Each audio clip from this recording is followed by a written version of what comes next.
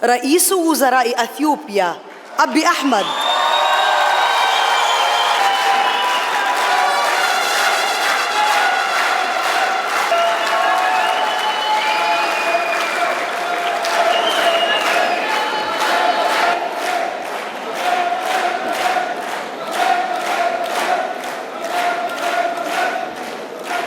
السلام عليكم ورحمة الله تعالى وبركاته የሱዳን ህዝብ ለነጻነት የከፈለው ዋጋ መና እንዳይቀር በሀገሪቱ ዘላቂና አስተማማኝ ሰላም እንዲፈጠር ሌት ተቀን ለፍተው አሻጋሪ መፍትሄዎችን በጋራ በጅተዋል። የፌዴሪ ጠቅላይ ሚኒስትር ዶክተር አብይ አህመድ ይህ በፈረንጆቹ 2019 ለጠቅላይ ሚኒስትሩ የተሰጠ ሞቅ ያለ አቀባበልና ድጋፍም ውለታቸውን ያልዘነጋ ልፋታቸውን ከግምት ውስጥ ያስገባ እንጂ ለመድረክ ንግግር ማስጀመሪያም የሚደረግ ሞራል አልነበረም። በእርግጥ ኢትዮጵያ የድርጊቷ ሌት ተቀን በተደረገ ቁርጠኝነት ከፍ ብሎ ተስተዋለ እንጂ ሱዳን ቀውስ በገጠማት ጊዜ ሁሉ የሚደረግ የሰርክ ተግባር ነበር። ዜጎቿ በሚቸገሩበት ሰዓት ቀድማ መድረስ ኢትዮጵያ ነች። የሱዳን ዜጎቹ ማለት ነው። ችግርም ሲገጥማት እንደዚሁ የውስጥ ችግር ሱዳን ቢያንስ 3 ትልልቅ ሲቪል ዋሮችን አሳልፋለች እንደምታውቀው ማለት ነው።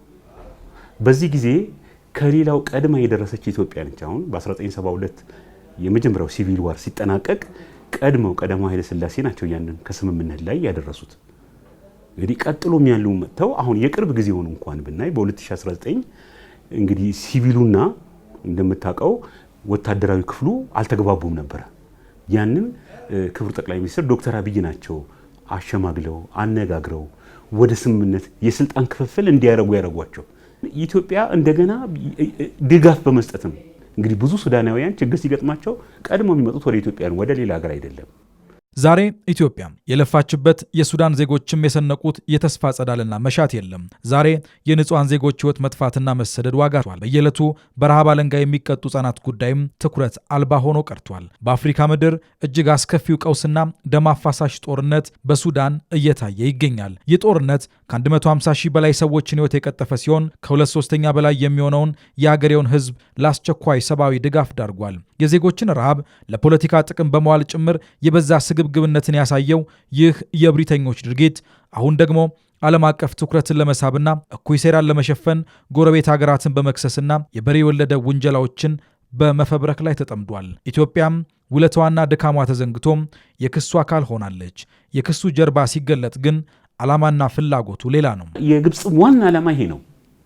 ኢትዮጵያ ያደረገችላቸውን ዘላቂ ጥቅም፣ ዘላቂ ፍላጎት፣ ዘላቂ ብሔራዊ ፍላጎታቸውን የሚያድግበትን መንገድ ትተው ይሄው እንደዚህ ይዳክራሉ። እንግዲህ አስበው እንግዲህ አሁን ባለው ሁኔታ እኮ የሱዳን ሰቆቃ በዓለም አንደኛ ከሚባሉት ነው። ይሄ በዋናነት ተዋናይዋ ማን ነች? ግብጽ ነች። ይህ ፍላጎትና ተላላኪነት ደግሞ በግልጽ የሱዳናውያን ዘላቂ ጥቅም እንዳይረጋገጥ የሰላም ጥሪን ጭምር በመርገጥ በገሃድ የተገለጸ ጭምር ነው። የተኩስ አቁም አንቀበልም፣ አደራዳሪዎችን አንፈልግም በሚል የሰላምን ጥሪ መግፋት ዓላማው አንድም የግል ጥቅምን ማስጠበቅ፣ አንድም ደግሞ የጀርባ ዘዋሪዎችን ግብ ለማሳካት የሚደረግ መፍጨርጨር ነው። የስልጣን ስግብግብነቱ እንዳለ ሆኖ በዋናነት የሚያሳፍረው እኮ የስልጣን ስግብግብነት ውስጥም ባለ እኮ ሊኖር ይችላል።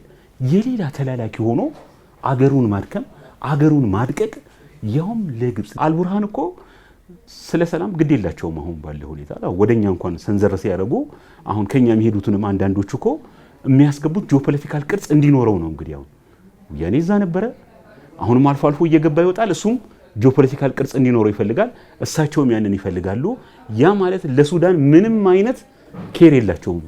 ኢትዮጵያ ሱዳን በተለይም ከቅርብ ዓመታት ወዲህ ከጠላቶች ጋር በማበር ያደረገችውን ሴራና ሙከራ አልፋም ዛሬም ድረስ በአገሪቱ ዘላቂ ሰላም እንዲረጋገጥ በመስራት ላይ ትገኛለች። ዛሬ ላይ ሱዳን በኢትዮጵያ ላይ የምታቀርበው ክስ ከውስጣዊ የጭንቅ ጊዜ መውጫና ዓለም አቀፍ ትኩረት ማግኛ ስልት ብቻ ነው። ይሄ ሁሉ ሆኖ ኢትዮጵያ አብራ መስራት ትፈልጋለች። ጉዳዩ ግን ያ የግብጽ ደግሞ ዘላቂ ሆነ ሱዳን ካልተተረማመሰች ምንድነው የሚሆነው? አባይን ተጠቀማለች ሱዳን፣ ዜጎቿ ያድጋሉ። ይሄ ደግሞ ግብጽ አትፈልገውም በምንም ታምር። እንግዲህ አስዋን ዳም እንኳን ሲገደብ ታውቃለህ 100 ኪሎ ሜትሩ በኑቢያን ላይ ነው የተነጠፈው። በማ ጉዳይ ማለት ነው? በማ መሬት ላይ? በሱዳን መሬት ላይ ማለት ነው። ግን ባለቤትነቱ የማን ነው? የግብጽ ነው። በጣም ጨካኝ ናቸው የግብጽ መንግስታት። የሚያደርጉት ዘረ የጎረቤቴ ሰላም የኔ ሰላም ነው የሚለውን ጥልቅ ዲፕሎማሲ ጠንቅቃ የምትረዳው ኢትዮጵያ ዛሬም እንደ ትላንቱ ሁሉ ምክሯ የሰላም ዘብ ሁኑ የሚል ነው። Dearest Sudanese brothers and sisters, your path to democracy has just begun.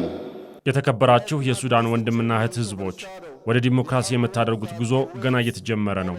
ይህ ውጤት ወደ ዲሞክራሲ ለምታደርጉት ጉዞ ስኬታማነት መስራት ያለባችሁን ጠንካራ ስራ እንዳያዘናጋችሁ። ብዙዎች ዲሞክራሲን እንደሚያወሩት በተግባር ለማምጣት ቀላል እንዳልሆነ አይረዱትም። ይህን ለማሳካት ትልቅ ቁርጠኝነትና ትዕግስት ያስፈልጋል። ለዚህ የሚሆኑ ተቋማትንም መገንባት ግድ ይላል። የጋራ የሆነ ጥረትንም የሚጠይቅ ነው። ለሱዳን ህዝብና መንግስት የማስተላልፈው መልእክትም ከምንም በላይ የሰላም ዘብና የክብራችሁ ጠባቂ እንዲሆኑ ነው። የዛሬ ድላችሁን መጠበቅ ይኖርባችኋል።